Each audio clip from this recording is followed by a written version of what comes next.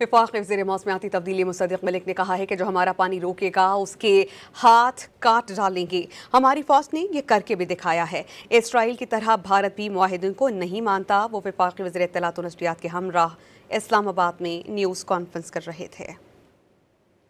اقبال سولنگی کے کھیت میں پانی آئے گا یا خشک سالی ہوگی، اس پہ قدرت کے علاوہ کسی اور کا بھی ہاتھ ہے۔ ایک نلکا ہے پانی کا جس پہ ہاتھ رکھا ہوا ہے ہمارے ہمسایہ ملک کے اس پرائم منسٹر نے،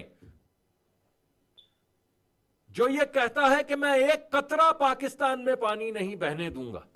ہم تو اعلان کر چکے ہیں کہ جو ہمارے پانی پہ ہاتھ ڈالے گا ہم وہ ہاتھ ہی کاٹ دیں گے۔ وفاقی وزیر موسمیاتی تبدیلی مصدق ملک نے کہا ہے کہ جو ہمارا پانی روکے گا اس کے ہاتھ کاٹ ڈالیں گے۔